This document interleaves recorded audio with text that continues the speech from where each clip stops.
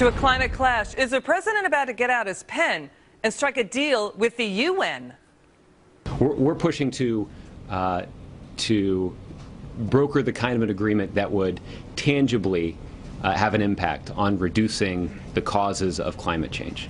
Well, don't look now. Some here say this latest end run around Congress is going to put U.S. jobs on ice. Are they right? Hi, everybody. I'm Liz McDonald in for David Asman.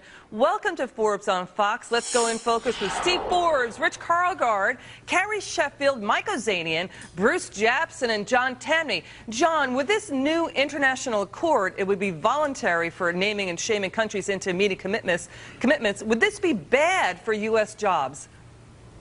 Of course it would be bad for jobs, simply because it'd be bad for profits.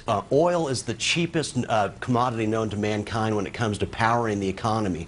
But if companies are forced into the kinds of energies that don't work and that are very expensive, that make zero economic sense, that is going to reduce profits and it's going to repel investment into other parts of the world. When you don't have investment, you do not have job creation. All right, you know, Bruce, let's set this up for the viewer. What's going on is the president is bypassing a gridlock Congress to get an international climate change accord, where basically countries would be named and shamed if they do not meet their commitments to reduce greenhouse gases. Listen, we all want to reduce pollution, but this is the fact is there is no consensus on part of scientists about global warming related to greenhouse gases just yet, and not even Americans have consensus about it too. Look at this poll. It says 63% of Americans think the scientific debate about global warming is not over. Bruce, your thoughts? Well, I guess if we're just going to be naming and shaming companies, I mean, you get shareholders doing that at shareholders meetings, so I don't know if this is something that necessarily rises to the level of a treaty that needs Senate approval. So I just don't know that we know yet that if it would kill jobs, because we don't really know how big of a deal it is, and some of the stories out there didn't even have administration officials going on the record, so I don't really see that it's that big of a deal at this point. You know, Rich Karlgaard, isn't the issue, though, that the U.S. could be the only country named and shamed into reducing greenhouse gas emissions, and no other country is, and then that could hurt U.S. jobs? What do you think? Well, actually, Lizzie, there's a great experiment out there. The Wall Street Journal had a piece earlier this week on Germany, and Germany has embarked on this multi-year green project, and what it's doing is driving up energy costs. One of the things Germany does best is manufacturing, and it's pricing itself out of manufacturing.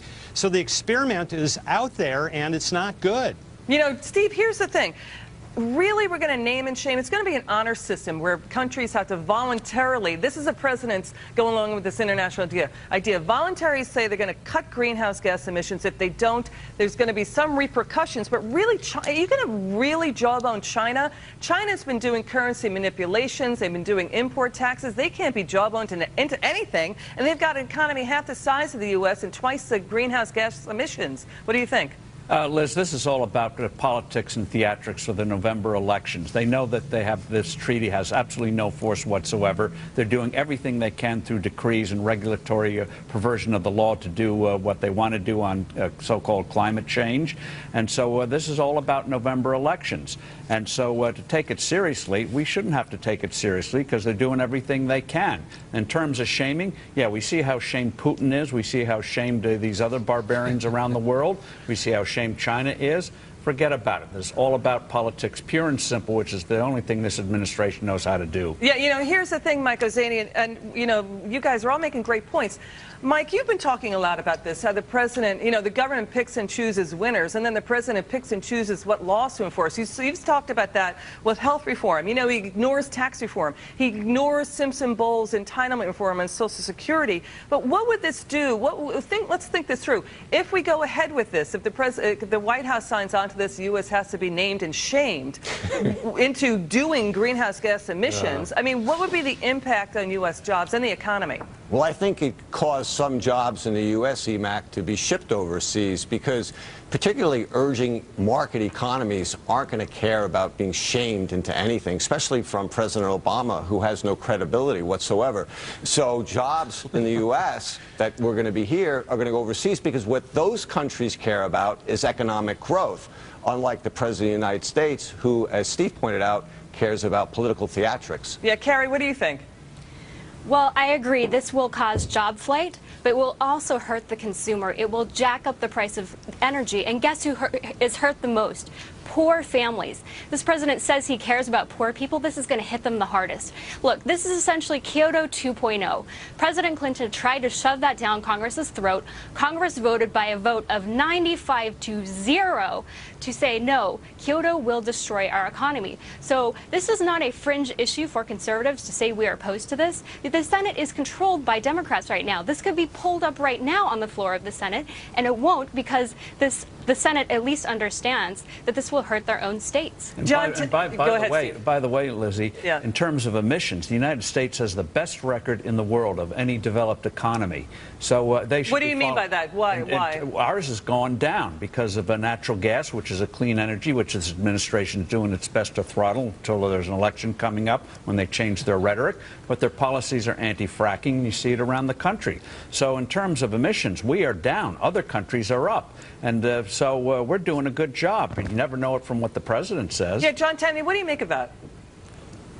Well, yeah, obviously we are the most advanced in terms of environmental advances, as Steve points out, and we are because we're the most economically advanced country. If you do something that's anti-growth, you're going to get less in the way of environmental enhancements. And after that, investment goes to where it's treated best. These kinds of ideas would be anti-investment because they're anti-profit. If you want to hurt the economy and hurt the environment, impose these UN-style ideas. Yeah, you know, Bruce, the point is, I mean, this whole international accord, by the way, Congress has a power. It is supposed to sign off on any types of international accord. This would bypass U.S. Congress because the White House is deciding it's quote dysfunctional. You know, is this more bureaucratic make work? These kinds of fake voluntary agreements that really don't get at the heart of the matter, where you could have market forces fixing climate change and doing more to reduce pollution.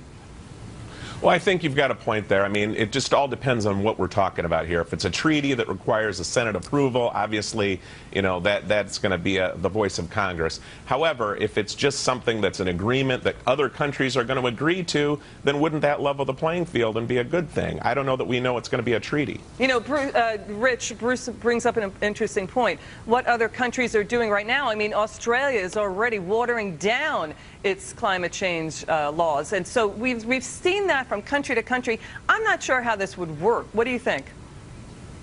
Well, as I said, Germany has done this, and all it's doing is driving up its manufacturing costs and making itself less competitive in a very competitive global economy. I just think this name and shame thing is a real window into the soul of Obama. At times I think he thinks he's running up some politically correct liberal arts university rather than the world's major superpower. Yeah, Mike Ozanian, what do you think? I think it's like a temper tantrum that a child would throw. When he's presented with science that shows that it's not clear exactly how much humans cause climate change, he says, the debate's been settled, it's over. When he tries to present legislation to Congress and Congress won't pass it, he says, I'll just bypass you. Yeah. So, yeah, I mean, my 7-year-old daughter does better than that. Carrie, go ahead, Steve. I was just going to say, the whole thing is, we don't change the climate. What we can affect is clean water and clean air. And we have the technology to do that. We should focus on real things to get real things done, especially in China and India. The technology is there to do it. Okay, up next, we've got this, the IRS mess. Lois Lerner's BlackBerry was wiped clean and then destroyed. And now the Forbes gang knows how to send a message to prevent this from ever happening again.